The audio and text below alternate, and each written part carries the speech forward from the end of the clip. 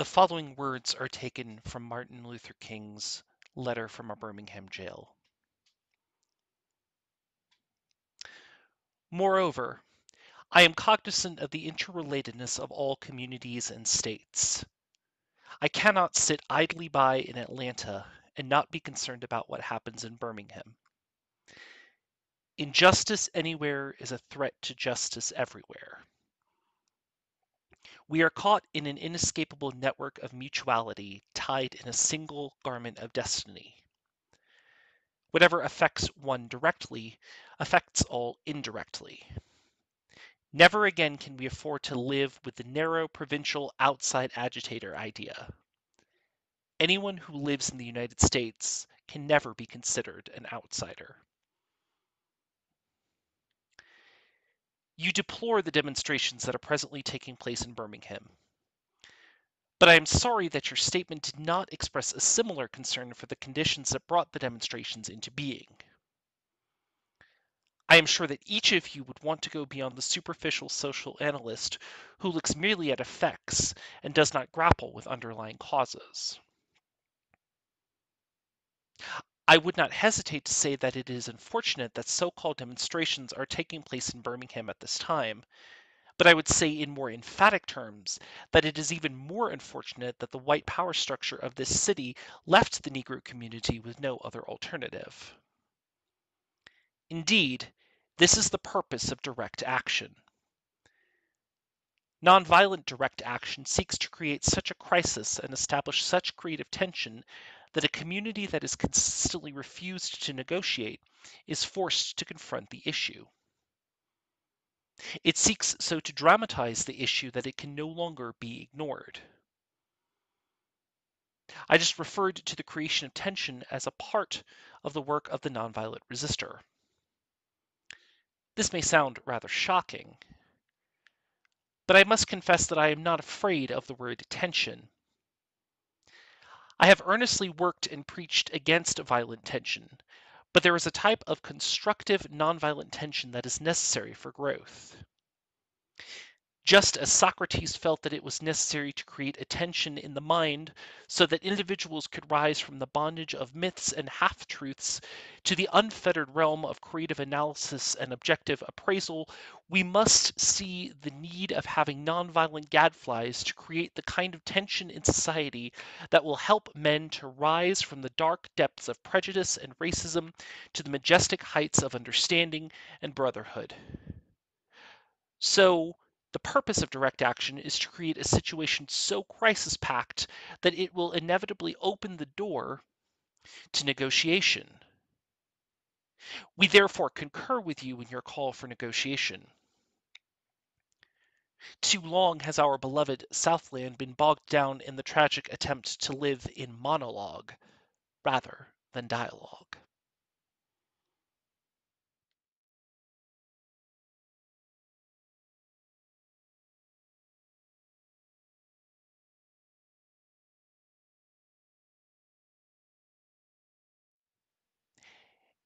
It is safe to say that my relationship with Martin Luther King Day and its observance has grown and changed considerably as I have gotten older. When I was a naive elementary school kid, I knew of Martin Luther King Day as that random Monday in January when we would have a day off from school not long after coming back from winter break. Later on, I learned more about Dr. Martin Luther King Jr., who he was, what he did, and how he was shot and killed at a young age while fighting for justice.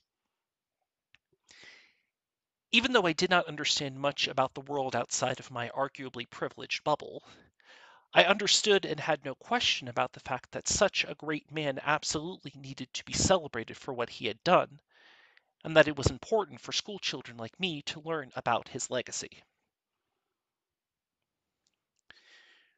When I was a teenager, I participated in several community marches in observance of Martin Luther King Day and got to see and be a part of so many different people, different races, different walks of life, from different community organizations coming together to continue to march, just like Dr. King and dozens of others did in Selma and in Washington, D.C. over 50 years ago, to protest and demonstrate for justice and a better life for Black Americans that had been the victims of slavery and segregation and had suffered so much as a result of both.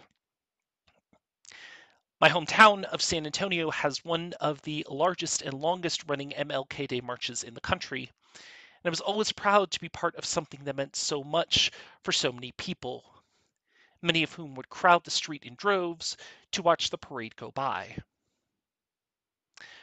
What struck me then was the fact that we were all coming together in peace for peace, and it was always that peaceful and nonviolent legacy of Dr. Martin Luther King Jr. from which I drew inspiration.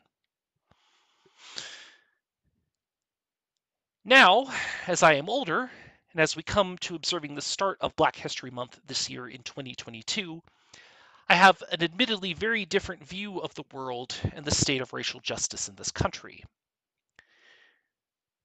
My white privilege allowed me to think that racism and segregation were two things that we had overcome and moved beyond as an American society that was moving into the 21st century. What I found was that racism and segregation have never gone away.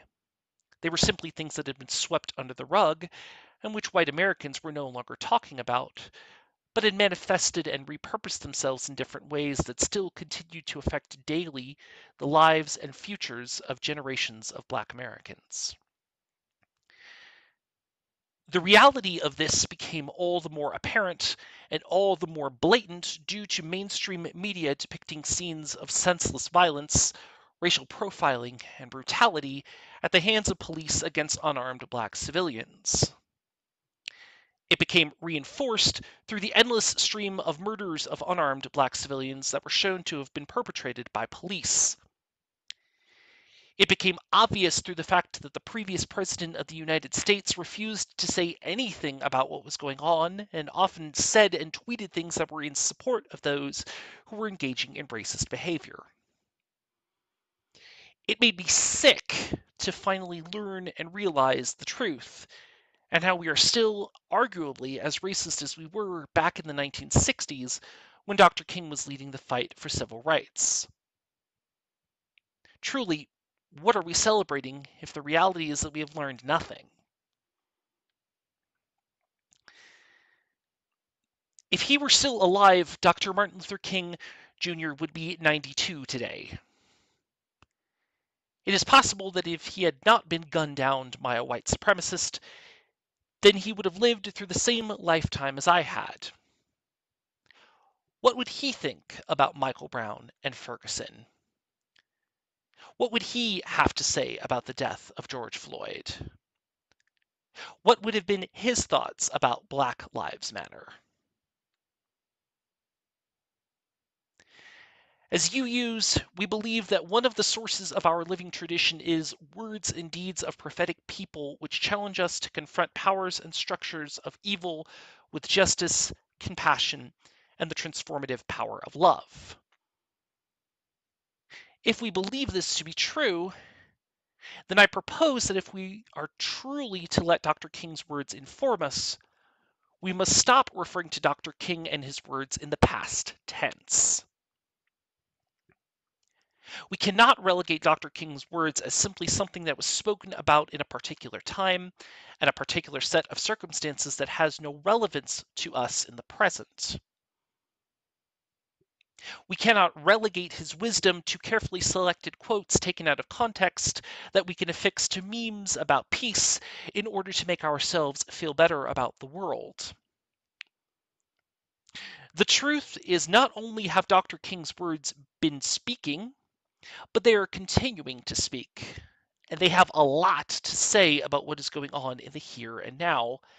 And they tell us a lot about who we need to be as people of principles and faith if we truly want to do the work of undoing racism and achieving racial justice. Dr. King outlines his mission and vision very clearly in the words of Letter from a Birmingham Jail. At the very beginning of the excerpt that I read at the beginning of the sermon, we hear Dr. King mention how, quote, "I cannot sit idly by in Atlanta and not be concerned about what happens in Birmingham. injustice anywhere is a threat to justice everywhere, and how we are caught in an inescapable network of mutuality tied in a single garment of destiny, and that whatever affects one directly affects all indirectly. These words of Dr. King speak directly to our universalist tradition that talks of how my salvation is bound up in the salvation of others, and how I cannot truly be free unless others have the same rights and access to that freedom. We speak, as you use in our sixth principle, of the goal of world community with peace, liberty, and justice for all. But in order to have true world community, we must be looking as much within our own country and our own borders as we do beyond them. What I saw across my TV screens this past summer in the wake of the death of George Floyd, what I saw in the reactions to people and police in response to protests for Black Lives Matter with violence and animosity is a clear illustration of the fact that Black people in this country do not have anywhere close to the peace, liberty, and justice that our sixth principle talks about. And as people of faith who are guided by those principles, we cannot be okay with this reality being the way that things are, and we are called to do something to help change it. There should be no question of whether Black lives matter. There should be no question of whether or not we should be discussing issues of racial justice. To not do so is to allow others not to be free or safe, which means we are not committing ourselves to what we lift up as you use.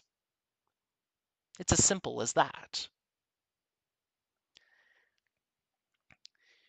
Many times, Dr. King's words are immortalized because of how often he speaks for peace and lifts up the importance of nonviolence. It should not be a question that peace and nonviolence are things to which we should aspire and to which we should idolize. However, to focus simply on the message of peace and nonviolence in Dr. King's words is to completely erase everything that he also said about working towards racial justice.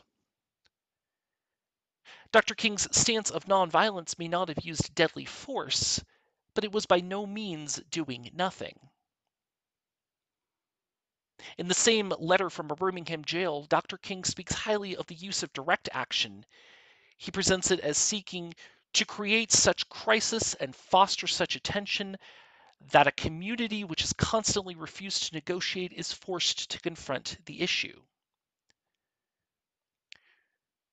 For those of us who come from places of white privilege, the idea of tension is one that makes us feel nervous and uneasy. This is because it is something that has been foreign to us. We have not had to experience. We have likely been able to get and to have everything that we want without having to struggle for it. But there are generations of people of color who have had to do nothing but struggle from the time that they are born and who are continuing to struggle in every aspect of their lives to this day. What people of color are trying to say to us is how they are afraid to simply exist as themselves in this country.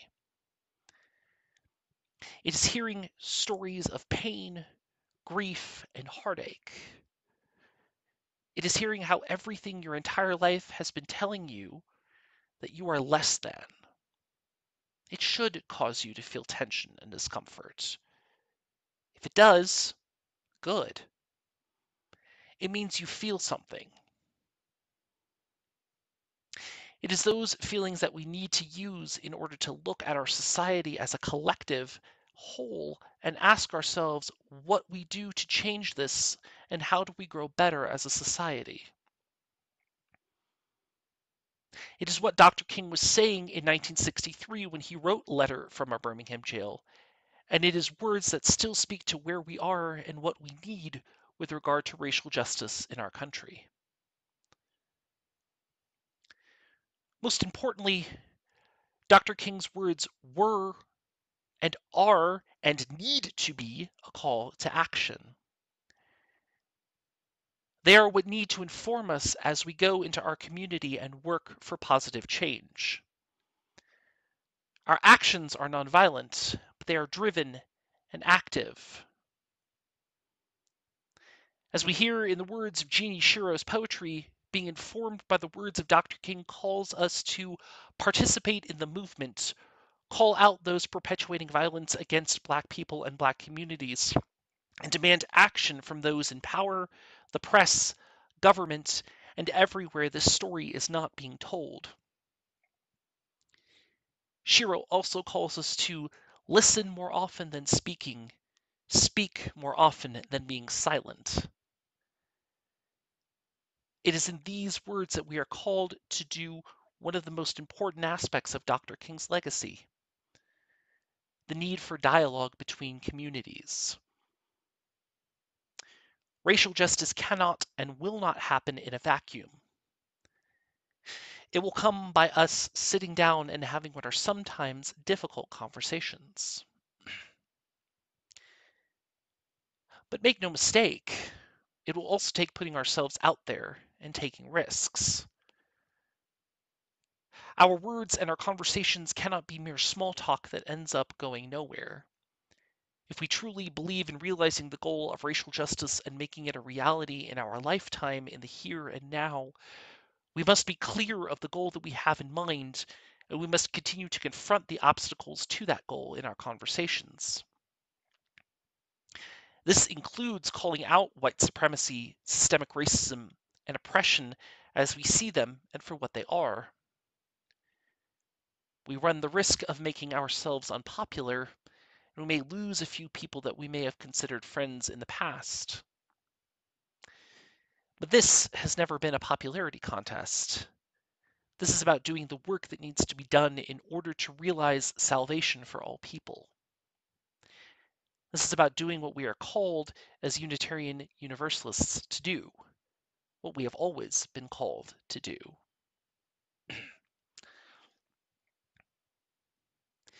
As we embark on a new chapter in American history, one that has already shown us scenes of insurrection, intimidation, and lawlessness, we are at the beginning of a time when we need to take a stance as a people of principles and moral values and stand up and declare that we are still dreaming of the same world that Martin Luther King Jr. envisioned for himself and his children.